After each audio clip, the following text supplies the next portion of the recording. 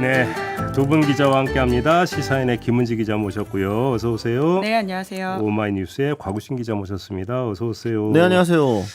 일단 곽우신 기자한테 이거부터 좀 여쭤봐야 될 것 같은데 오마이뉴스가 어떤 보도를 했냐면 이뉴한 수원실장은 서대문구청장 아들 출마 사전 작업 물음표. 네.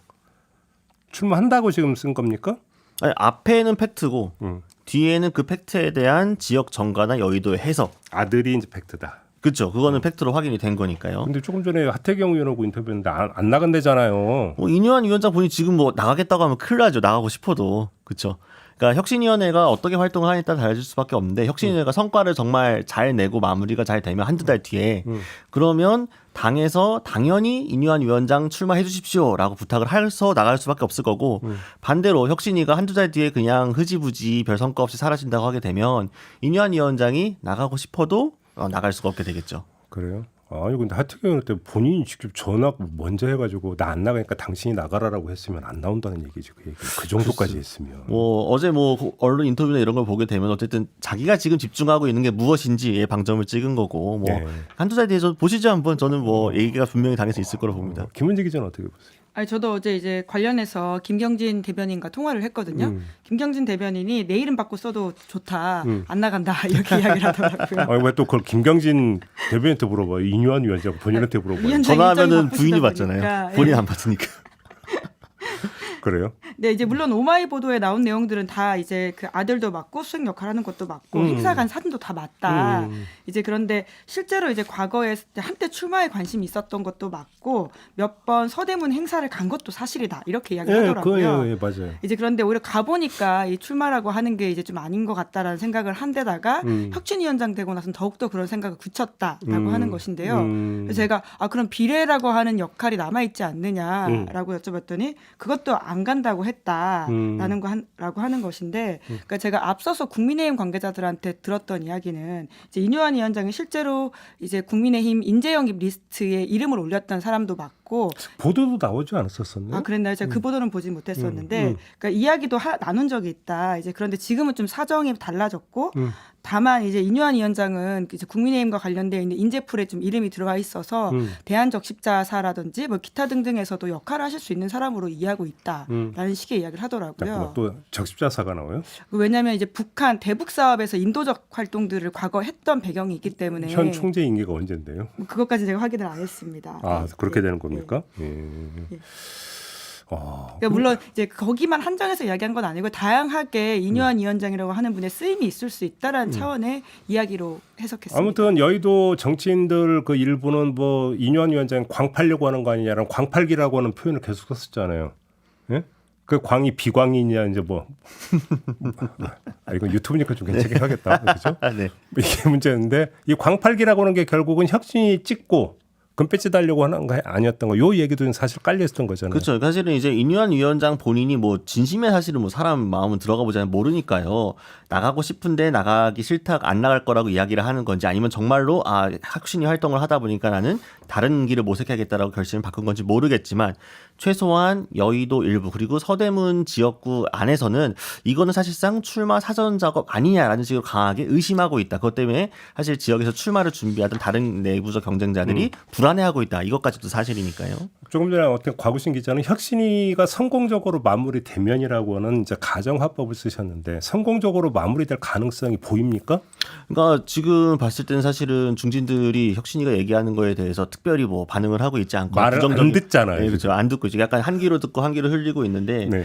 이건 사실 이뉴한 위원장이 용산의 힘을 얼마나 받느냐에 따라 달라질 수밖에 없을 것 같습니다. 용산 대통령실에서 이뉴한 위원장이 힘을 더 많이 실어주고 그래서 실질적으로 상징적인 인물들이 이선으로 물러나거나 불출마 혹은 수도권 험지 출마를 결단하게 된다면 사실상 그것만으로도 상징적으로 혁신이가 어느 정도 역할을 했다. 이제 이런 식으로 이야기가 될 거고. 상징적인 인물인 장제원 의원이 사상을 지킨다고 했대죠. 네, 어제 아마 영상도 준비되어 있는 것으로 알고 있는데 그래요? 굉장히 이제 센 발언을 하셨죠. 틀어주시는 건가요? 네. 네, 지금 어떻게 저는 제 알량한 정치인생 연장하면서 서울 가지 않겠습니다, 여러분. 그런 마음도 있겠습니다. 사상 노고 지역이 첨단과 행정이 어우러지는 곳으로 변하고 있습니다. 그런데 서울 가래요. 그런데 서울 가랍니다. 그 전에 대한적십자 총재는 올해 선임이 돼서 아, 예, 제가 좀 그걸 확인을 하고 말씀드렸어야 되는데 그러니까 죄송합니다. 임기가 3년이라 예. 이뇨한 하마평은 물 건너갔다고 이런 지금 이야기가 또 있다고 하네요. 이 정도 함께 전해드리면서 아무튼 장제원 의원은 저렇게 험지 출마 요구를 일축을 했다. 이렇게 봐야 되는 거잖아요. 그럼 누가 출마하는 겁니까 지금? 없잖아요. 아직까지는 수도권 험지 출마 뭐 선언한 사람이 하태경 의원 말고는 없는 상황이죠. 예. 예, 근데 이제 장제원 의원은 확실히 버티기에 들어간 거고요. 난 이 정도 조직을 동원 가능한 사람이고 사상에서 이 정도의 인기를 구가하고 있다. 나는 어디 안 떠난다라는 건데 장제원 의원이 사실은 여러 가지가 좀 걸리잖아요. 이제 뭐 삼선인 것도 있고 이제 영남의 이제 윤회관에 사실은 그 이제 이뇨한 위원장이 물러나라 이선으로 하라라고 얘기했던 그 카테고리에 딱 걸리는 사람이다 보니까 장제원 의원을 향한 이제 유형 무형의 압박들이 아마 계속 갈 겁니다. 그래서 이 압박을 버텨내느냐 아니냐의 차이인데 사실 아마 다른 쪽으로 좀 딜이 들어갈 수도 있다 이런 얘기도 나오고 있거든요. 뭔 딜이요? 뭐 이제 다음 차기 부산시장이라든가. 어. 네. 그러니까 이번에 불출마나 수도권 험지 출마 쪽으로 가닥을 잡아주면 대신에 다음에 다른 쪽으로 이제 기회를 좀 열어주는 쪽으로 이제 격리가 될 수도 있겠다는 건데 물론 장전 의원이 받느냐 안 받느냐의 차이겠죠. 하지만 이렇게 버티기로 그냥 여기서 끝났다. 여기서 온점이 찍힌 건 아니고 제가 예. 봤을 때는 앞으로도 계속 이걸 두고 양측 간에 이 실갱이가 좀 있을 것으로 보입니다. 그래요? 김문지 기자는 어떻게 보세요? 예, 그러니까 92석의 차를 동원할 수 있다라고 하는 것은 사실은 웬만한 정치인으로서는 쉽지 않은 상황이거든요. 선거도 아니고 거의 100대. 예, 평상시에 이제 아마 아까 사진을 보셨을 텐데 4천 명이 넘는 사람들이 한 자리에 모여서 어떤 것을 할 수 있다라고 하는 것은 본인의 조직 동원세를 정확하게 보여준 부분들이 있습니다. 뭐 물론 이제 그 여원 산악회라고 해서 그것의 15주년 기념이라고는 하지만 이 시기에 저런 말들을 하고 사진이 나간다고 하는 것이 주는 메시지의 영향력을 장제원 의원 같은 사람이 모를 리가 없거든요. 네. 이제 그렇기 때문에 이것은 충분하게 지금 이뇨한 위원장의 말이 먹히기 어려운 상황이다라고 하는 것을 굉장히 잘 보여주고 있다고 생각하는데요. 이제 그것이 단순히 이뇨한 위원장의 뭐 망신 혹은 뭐 이렇게 상황의 어떤 이렇게 쉽지 않음을 보여주는 것만이 아니라 결과적으로 용산의 어떤 메시지가 먹히지 않아 보이는 모습이 생길 경우에 굉장히 장악력이 떨어졌다라는 평가를 받을 수밖에 없다라고 하는 지점들이 아주 위험한 시그널이라고 볼 수 있죠. 지금 그럼 두 분 공이 험지 출마 요구는 혁신위 내지 이뇨한 위원장의 단독 판단이 아니라 용산의 뜻이다. 두 분 공이 지금 이걸 깔고 지금 말씀하고 계시는 거예요? 그러니까 용산이 직접 지시했다라고 보기는 어렵더라도요. 이 정도 메시지를 사실 용산과 결 없이 말하기는 어렵다라고 하는 것은 뭐 기본적인 여의도 초식이라고 생각할 수 있고요. 예. 이제 혁신의 관계자 쪽에서는 뭐 너무 소통한다고 말하는 것도 오해받을 수 있고 그렇다고 안 한다고 하는 것도 이상한 거 아니냐라는 식의 이야기를 하기 때문에 네. 뭐 적절한 소통이 있다라고 하는 것은 기본 전제로 생각해야 될 것 같습니다. 물론 이뇨한 위원장이 뭐 이렇게 메시지가 굉장히 세잖아요. 그래서 그 자체가 가지는 일종의 뭐 좋게 말하면 스타성이라고 하는 게 있는데요. 어제도 여기 인터뷰에서 네, 우유 마실래? 매맞고 우유 마실래? 예, 사실 저는 그 얘기 듣고 저는 우유를 매맞고 마시는 애가 있던가 지금까지 가만히 생각해보고 없던데. 그러니까 그 이뇨한 위원장이 1959년생인데요. 네. 굉장히 뭐라고 할까요? 우유급식을 생각나게 하는 과거의 메시지라는 생각이 드는데. 거긴 저 어릴 때 학교에서 예. 그 가루 우유 배급하고 이랬어요. 예. 제가 뭐 그래서 이렇게 놀래기는. 가루 우유 진짜 너무 되게 갑자기 격차가 확 느껴지네요. 저는 이제 그래요. 요만한 우유 급식했던 기억은 있는데 제가 이 메시지 도통 뭐냐 굉장히 낯설다라고 이야기했더니 이제 모 인사가 그러더라고요. 이뇨한 위원장이 실제로 발효유 광고를 찍은 적이 있으시대요. 맞아. 기억나는 것 같아. 맞아. 그 광고 아직도 약국에 붙어 있습니다. 그런 데 있어요. 예, 아무튼 좀 많이 샜는데. 그래서 우유. 예.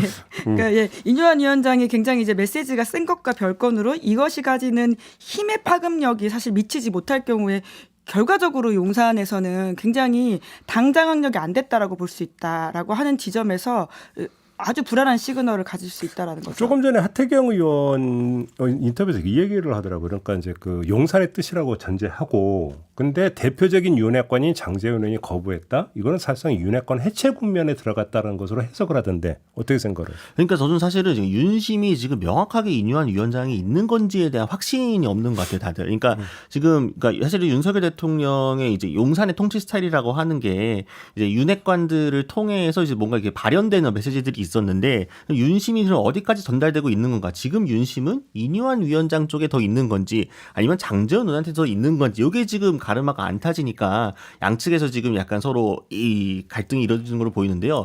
만약 이거를 정리한다고 하게 되면 용산에서 뭔가 메시지를 주겠죠. 이게 여기서 물러나라고 하는 거에서 장제원은 제외라든가 아니면은 장제원까지 포함해서 결단을 내려라 이런 식으로 조금 더 아마 메시지가 시간이 갈수록 분명해지는 게 있을 겁니다. 왜냐하면 이런 갈등이 계속될수록 사실 당에서는 별로 좋은 효과를 내기가 어렵거든요. 어떤 식으로 저는 여기서 아주 단순한 그 궁금증이 하나 있는데 장제원 의원 정도 되면 용산에 전화를 해서 이게 대통령님의 뜻이 맞습니까라고 확인을 할 수 있는 레벨은 되지 않습니까? 직접도 할 수 있을 것 그러니까요. 같은데요. 예. 근데 그래서 이게 정말로 대통령의 뜻일까 아닐까를 혼자 좌고우면할 이유가 없는 거잖아요, 사실은. 그러니까 오히려 대통령의 뜻이 담겨 있다라고 한다면 더욱더 확인하고 싶지 않아 하는 상황일 수 있지 않을까 싶기도 한데요. 지금 이 정도로 이제 본인의 출마 의지를 강하게 보여줬기 때문인데 그러니까 그런 차원에서 하태경 의원의 어떤 해석이 저는 일정 부분 의미가 있다고 보는데 네. 그러니까 대통령의 장악력과 그립이 약해졌다. 그것이 당에 전해주는 메시지는 아주 위험하다라고 하는 것인데요. 그러니까 제가 과거에 대통령이 장제원 의원에 대해서 이제 후보 시절에 평가했던 이야기를 들은 적이 있거든요. 네. 그 장제원 의원 왜 이렇게 좀 좋아하고 가깝게 여기냐. 사실은 두 사람의 인연이 그렇게 오래된 것도 아니고 이제 오히려 과거에는 좋지 않았던 인연도 있지 오히려 않았냐. 국감 때 뭐 각세우고 네, 그렇죠. 사실 이제 윤석열 대통령의 장모 이제 리스크와 관련해서는 가장 먼저 문제 제기를 했던 인사이기도 하거든요. 그래서 아니 왜 이러냐라고 물었더니 윤 대통령이 평가했던 장제원 의원에 대한 말이 요거였다는 거예요. 부지런하다. 그래서 제가 아니 여의도에서 부지런하지 않은 사람이 어디 있느냐. 여의도는 모두가 부지런하다라고 맞아요. 했더니 뒤에 한마디를 더 덧붙였다는 거예요. 부지런하고 헌신적이다. 그것이 윤 대통령이 장제원 의원에 대해서 높게 평가하고 가깝게 지냈던 어떤 한 줄 요약이라고 할 수 있는데요. 지금 그 뒤에가 사라진 것이죠. 네. 이제 그렇게 본다면 굉장히 이 분화 그리고 장악력 없어짐이라고 하는 것은 사실 단순히 윤석열, 장제원 두 사람의 사이의 문제가 아니라 굉장히 윤 대통령으로서 위기의식을 느낄 수밖에 없는 상황이라는 거죠. 그리고 아까 하태경 의원이 권성동 의원이 이제 윤핵관으로 그 취급 안 한다던데요. 그런지는 사실 좀 되지 않았나라는 것이 여의도의 전반적 평가이긴 합니다. 그러니까 권 의원이 이제 그 여러 가지 이제 파동도 겪고 하면서 거리가 좀 멀어졌다 이런 이야기가 나오고 있는데요. 최근에 사실은 그 저기 시계 관련해 가지고 또 이야기가 있었잖아요. 정말 아직도 여전히 권력과 가까운 사이라고 한다면 굳이 시계를 달라고 그런 문자가 노출될 일이 있을까? 그리고 결과적으로 그 시계 못 받았다고 했잖아요. 안 줬다고 나왔잖아요. 그러니까 이런 것들을 보게 되면 확실히 권성동 의원이 이전과만큼의 가까운 거리감을 유지하고 있지는 않다. 근데 반대로 얘기하면 권 의원한테 지금 상황에서 그게 나쁠 게 없다가 될 수도 있는 거죠. 아무튼 다시 그러면 처음 질문으로 돌아가서 상황이 이런데 혁신이가 성공할 수 있겠냐고. 뭐 지금까지 한 걸로 봐서는 실패적 가능성이 더 크죠. 그러니까 물론 혁신이가 사실 뜰 때부터 이 혁신이가 과연 성공할 수 있겠느냐라는 이제 의구심들이 많았는데 그걸 인유한 위원장이 개인기를 어떻게든 돌파해 보려고 이슈 주도권을 가져온 건 맞잖아요. 그래서 여기서 이제 물론 일종의 이제 모멘텀이 형성이 된 건데 분기점이 있는 건데 여기서 윤심이 용산이 인유한 위원장이 힘을 실어줌으로써 누군가라도 물러나게 되는 식으로 되게 되면은 혁신이 성공적으로 가는 거고. 아니면 이렇게 하다가 뭐 혁신이가 스스로 그냥 별다른 결론 내지 못하고 끝나느냐 이게 되는 거겠죠. 그러면 이분까지 점검을 한다면 얘기를 합시다. 뭐 이런 사람 다 빼고 김기현 대표는 어떻게 한답니까? 예, 밥을 빨리 지으면 체한다 이렇게 이야기를 명확하게 했기 언론이 때문에 급발진하고 있다고. 예. 그죠? 시간과 순서라는 게 있는 거다 이렇게 얘기했었죠. 네, 그러니까 사실 참 그 기자들이 이렇게 계속 물어보는데 이렇게 시간이 잘 들어 똑같은 비슷한 답변을 읽어내는 것도 쉽지 않을 텐데요. 참 그런 것도 정치인도 고역은 고역이에요. 기자들 다 따라붙어서 물어본 거 또 물어보고 또 물어보고 또 물어 짜증 날 것 같아요, 그죠? 사실 기자들도 똑같은 걸 또 물어보고 싶지 않거든요. 근데 이제 대답을 해줘야 돼 대답을 안 해주니까 이제 맨날 이렇게 해서 막 하면 질문하면 다른 거 없어요, 막 그러고 있고 그냥 지나가고 하니까. 근데 이제 김기현 대표가 말한 순서가 무엇일까라고 추정을 해보면은 김기현 대표도 사실은 자기보다는 다른 조금 더 상징적인 윤핵관이나 이런 쪽에서 먼저 물러나주는 모양새가 되어야 그 다음에 본인도 거치 결정이 조금 더 뭔가 명확한 게 생길 텐데 레베르가 있는데 그죠? 본인이 먼저 총대를 메고 하는 그 모양새를 보이고 싶지 않은 거죠. 본인이 굳이. 제 생각이 그렇게 생각합니다. 실제로 그런 이야기를 김기현 대표 주변에 계신 분들이 많이 하는데요. 그러니까 김기현 대표가 당을 위한 고민을 하고 있는 사람이다. 그런데 왜 자꾸 누군가한테 그런데 본인 정치 인생은 굉장히 중요한 결정인데 그것을 누군가에게 떠밀려서 혹은 그 끌려가는 모양새로 하는 것은 좋지 않지 않냐. 그러니까 제발 제 쪽가는 듯한 모양새 좀 안 만들었으면 좋겠다라는 식의 이야기인 건데요. 사실 이미 근데 그러기에는 너무 많이 여기까지 와버렸죠. 근데 그러면 그 세상에서 보기 나름이라고 거꾸로 대표가 선도적으로 하면은 그 다른 윤핵관들이 어쩔 수 없이 따라올 수도 있잖아요. 김기현 대표와 윤핵관 중에 실세자가 누굴까요? 김기현 대표에서 이제 바지라는 얘기도 계속 나오고 사실은 당 내에서 권위라고 하는 거가 사실은 잘 서 있지 않은 상황이고 오히려 이제 김기현 대표를 표상되는 권력보다는 그 주변 다른 윤핵관들이 상징하는 권력이 더 세다 보니까 사실 최근에 이제 김기현 대표가 뭘 하든 사실 뭐 현장이든 뭐든 메시지에 대해서 기자들도 별로 이제 예전만큼 궁금해하지 않아요. 왜냐하면 이미 좀 넘어갔다라는 생각을 하고 오히려 이뉴한 혁신위원장의 이제 동선 따라가는 기자들도 많이 관심을 갖고 있는 거죠. 그만큼 김기현 대표의 위상이나 그런 걸 처음 출범 때부터 용산에 강하게 의지해 자력으로 대표 당선된 사람이 아니라 용산에서 당선된 사람이기 때문에 용산에서 멀어지게 되면 바로 그것도 끝날 수밖에 없다라는 거죠. 그러니까 여기서의 핵심 차이가 있는 것인데요. 그러니까 빚졌냐 안 졌냐라고 하는 것은 정치인들한테 굉장히 중요한 자기 내심의 이야기들이거든요. 스토리이기도 하고요. 그런데 이제 김기현 대표 같은 경우에는 그러니까 본인뿐만 아니라 용산에서 확실하게 대표가 되는 과정에서 나한테 빚진 게 있지 않느냐라고 하는 것이고 실제적인 숫자가 보여주는 상황도 그렇습니다. 김기현 대표도 그 부분을 무시할 수는 없거든요. 네네네. 하지만 권성동 의원이나 장제원 의원 같은 경우에는 무소속으로 자기 지역을 지키고 왔고 오히려 본인들은 윤석열 대통령 만들기에 힘을 썼던 사람이라고 생각을 하고 있는 것이죠. 그렇죠. 그리고는 이후에 물론 권성동 이제 의원 같은 경우에 원내대표를 좀 하다가 물러나긴 했지만, 그러니까 내가 이 정부에서 빚진 게 얼마나 있느냐라고 하는 생각을 가지고 있다면 사실은 굉장히 이후에 그 험지 출마론에 대한 소위 말하는 희생 논리에 네. 있어서는 굉장히 다르게 대응할 수밖에 없다라는 것이고요. 예. 아무튼 근데 김기현 대표는 불출마입니까? 험지 출마입니까? 그래서? 둘 다 열어놓고 있는 것 같습니다. 뭐 오죽하면 울산 북구 얘기까지 나오겠습니까? 울산 북구? 네, 남구에서 이제 북구로 구를 바꿔가지고 출마를 할 거 아니냐 이제 이것도 시나리오들 중에 하나로 언론에 거론이 되고 있더라고요. 지금 장난하십니까? 아니 뭐 제가 제가 쓴 기사는 아니니까요. 그런 실제로 기사들 중에도 이제 이렇게 수도권 험지 출마, 불출마 혹은 울산 북구 출마 이렇게 그 등치를 해놓고 이렇게 여러 이야기 선택지 중에 옵션으로 하나로 제시를 하고 있더라고요. 근데 이제 오죽하면 이게 예. 남북 교류입니까? 그러니까 사실 이게 약간 좀 이상한 게 예전에 황교안 대표가 고르고 골라서 종로로 나간 것과 비슷한 거거든요. 결국엔 그러니까 내가 뭔가 좀 나서는 모습을 보여줘야 되긴 했는데 너무 험지를 가기는 싫고 적당히 상징성도 있고 해서 종로를 골랐다가 거기서 이제 폭망을 하면서 사실상 이제 정계에서 물러날 수밖에 없는 상황이 된 건데 김기현 대표 입장에서도 리스크를 크게 지고 싶진 않은데 그런데 또 뭔가 약간 해야 된다고 한다면 적당한 타협점이 어디 있을까 했을 때 김포. 뭐 김포는 뭐 지금 김포시에서도 여론조사에서 뭐 지금 반대가 훨씬 많은 상황에서 나간다고 해서 될까요? 아니 네. 본인이 깃발 들었으면 가서 내가 그러니까 마무리를 짓겠다. 명분도 좋네. 김포. 그런 어떤 이 정치판이 어떤 합리성과 그런 걸 돌아가는 게 아니다 보니까 일단 예, 이제 진행을 하려니까. 예. 알았어요.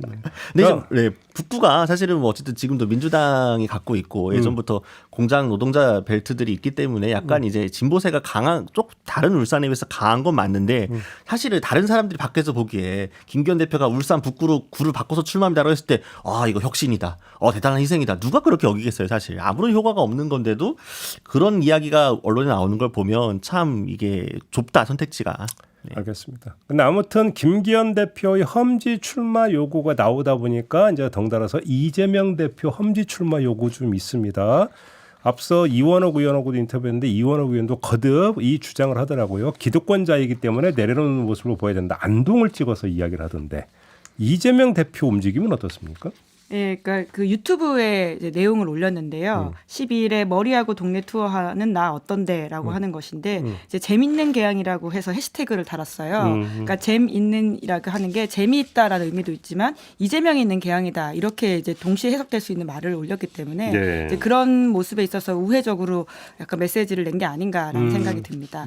실제로 친명계 의원한테 이재명 대표가 지역을 옮길 가능성이 없지 않느냐라고 물었더니 뭐 그냥 고개만 끄덕이더라고요. 보이더라고요. 이제 그런 상황을 봤을 때는 지금으로서는 그 상황이 쉽진 않을 것 같다라고 보입니다. 근데 이제 이재명 대표의 사실 결단이 중요한 거긴 한데요. 근데 실제로 이제 당 내에서는 혹시 비켜주지 않을까라는 기대감도 있는 게 사실입니다. 지금 이제 인천, 그러니까 개항에서 지금 출마를 준비하고 있는 사람들만 해도 지역 인사가 다수라는 보도들이 나오고 있거든요. 특히 이제 지역 언론을 중심으로. 대표가 있는데도 네, 그러니까 이제 그러니까 이재명 대표가 아마 다음 선거에선 지역구를 옮길 것 같다. 그래 옮기게 되면은 누가 나설 것인가를 두고 벌써부터 밑에서 지금 준비를 네. 몸을 풀고 있는 지역 인사들이 다수 있다는 거예요. 한 명도 아니라. 예. 그러니까 그거는 당 내에서 엇갈린 기대가 있는 거죠. 예. 네. 이재명 대표가 개항에 그대로 나와주기를 바라는 사람도 있고 반대로 이번에 좀 바뀌었으면 좋겠다라는 건데 만약에 이재명 대표가 개항을 해서 지역구를 그러니까 지켜도 문제고 옮겨도 문제인데 만약에 지역구를 개항해서 다른 데로 옮기게 된다면은 사실상 지난번에 나선 게 진짜 말 그대로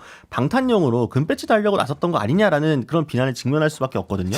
그 방탄 프레임 이래도 문제고 저래도 문제고. 그렇죠. 예. 사실은 이재명 대표는 지금 어느 쪽으로 선택을 하더라도 비판을 감수할 수밖에 없는데 어느 쪽 리스크가 크냐 작냐 아마 이걸 가지고 저울질할 것 같아요.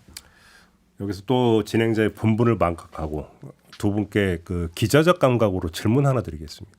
우리가 이제 정치 1번지로 종로를 얘기하잖아요. 이제는 용산이 돼야 되는 거 아닙니까? 어떻게 생각하십니까? 많이 상징성에서 옮겨졌죠. 그러니까. 네, 종로는 지금 뭐 이제 분구합구 얘기도 있고. 정치 1번지는 용산이다. 이렇게 써야 되는 거 아닐까요? 어떻게 생각하십니까? 네, 용산은 이제 상대적으로 아직까지 국민의힘 강세가 있는 지역이고 네. 종로 같은 경우는 이제 약간 박빙세가 있는 지역이기 때문에 선거 결과를 예측을 좀 더 하기 어렵다라는 지점에서는 아직은 종로가 좀 관전하기 좋은 곳이 아닐까라는 생각이 들긴 합니다만은 네. 그리고 사실 용산은 이제 윤석열 대통령이 있기 때문에 그렇게 말씀하시는 거잖아요. 그렇죠. 근데 그 용산이 계속 대통령이 있는 곳일까라고 하는 지점에 대해서는 잠깐만. 되게 그러면 다음 정권에 따라 또 바뀔 수도 있다. 또 청와대로 돌아갈 수 있다. 뭐 세종으로 갈 수도 있는 것이죠. 왜냐하면 지금 세종. 예. 왜냐하면 지금 점점 더 그렇게 국회도 지금 세종으로 이미 가기로 이전 계획이 다 세워져 있고 법이 통과가 됐거든요. 예. 물론 이제 그 관습헌법이라고 하는 헌법재판소 판례를 어떤 식으로 이제 뛰어넘느냐라는 문제가 있겠지만 지금 국방부가 용산 대통령실을 대체해서 쓰고 있는 게 굉장히 임시적이어서 내부적인 이슈들이 많습니다. 그렇죠. 낡기도 하고 안보 이슈도 있고 무인기 왔다 간 거 기억하시지 않습니까? 네. 그러다 보니까 용산이 지속 가능한 한국 대통령이 근무할 수 있는 곳이냐라는 의문은 계속 남아 있거든요. 그래. 임시거주지다 그러면.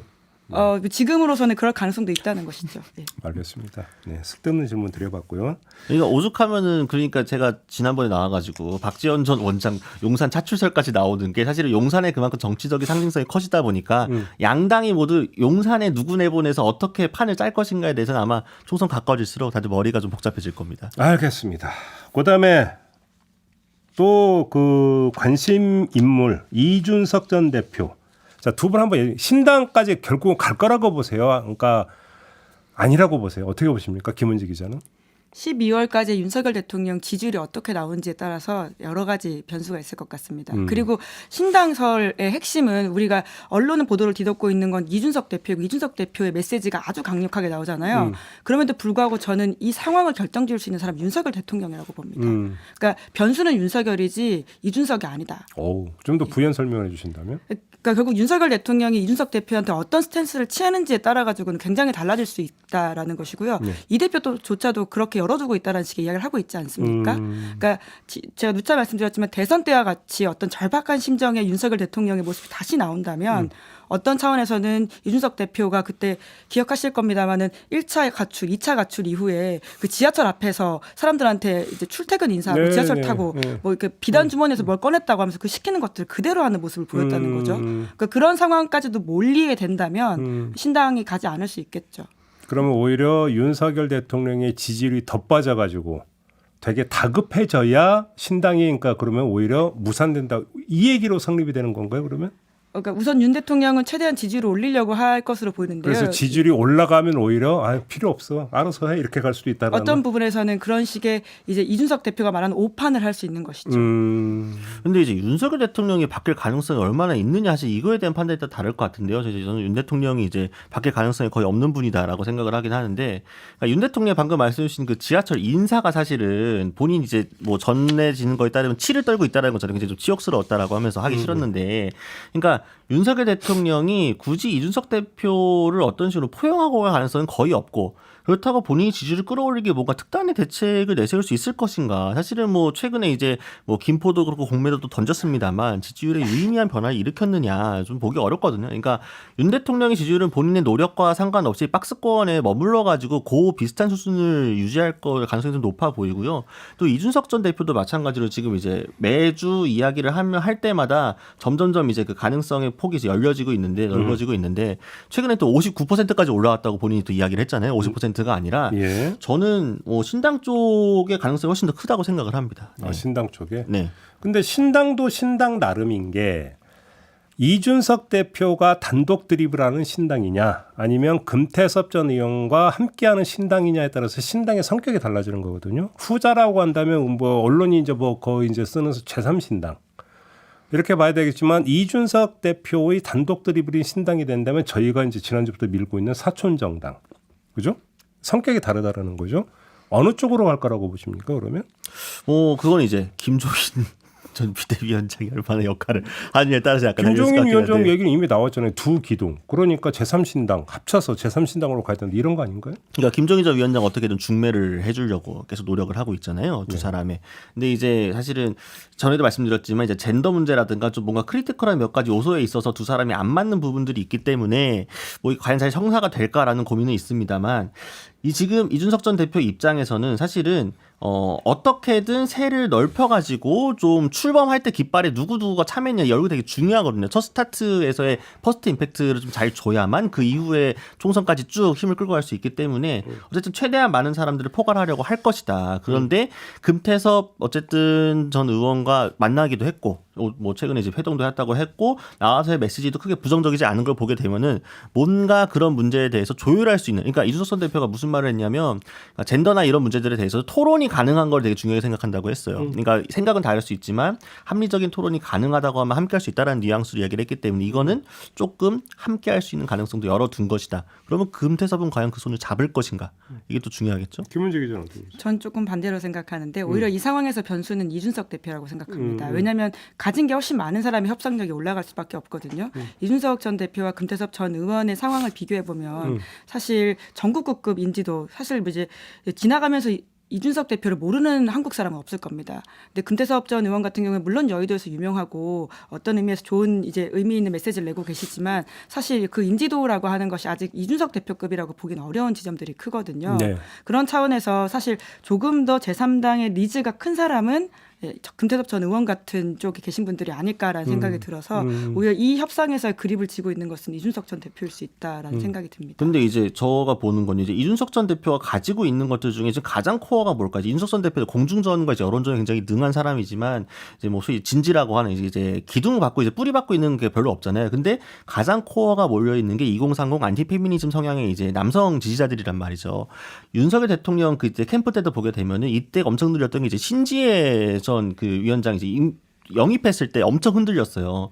만약에 이준석 전 대표가 금태섭 전 의원이나 아니면은 뭐 더 나아가지고 뭐 류호정 같은 뭐 이제 세 번째 권력 이런 쪽하고까지 외연을 넓혀서 손을 잡겠다고 했을 때 그 코어 지지층이 그대로 따라올까? 저는 여기에 좀 물음표가 있다고 생각을 해요. 그렇기 때문에 이 전 대표도 본인이 뭘 갖고 있는지 정확히 계산하는 사람이기 때문에 손을 잡는 게 쉽지는 않을 것이다. 그래서 좀 칼자루가 물론 이준석 전 대표가 더 금태섭 저도 가진 게 많다는 건 분명하지만 칼자루가 무조건 이준석 전 대표에게 있을까? 이건 좀 궁금하긴 합니다. 근데 또 한 명, 근데 금태섭 전 의원은 둘째치고 유승민 전 의원하고는 함께하는 겁니까? 아닌 겁니까?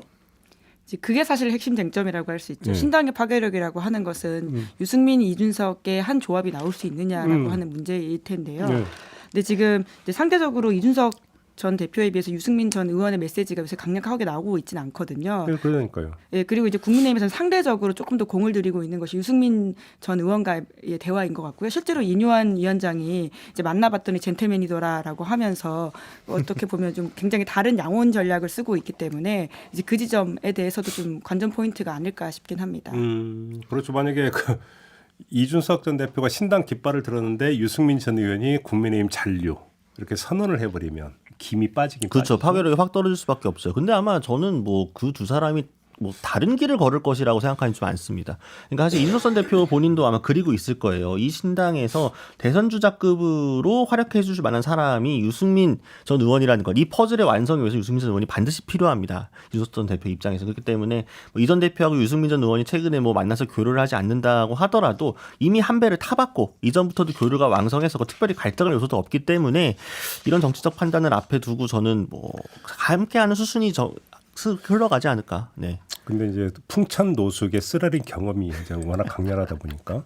근데 아무튼 근데 주목할 점은 이준석 전 대표가 현역 의원도 합류할 수 있다라고 이야기를 했는데 허은하 의원, 그죠? 또 누가 있어요? 김웅 의원이요? 아니, 저한테 물어보면 어떡해요? 제가 지금 질문하고 있는데.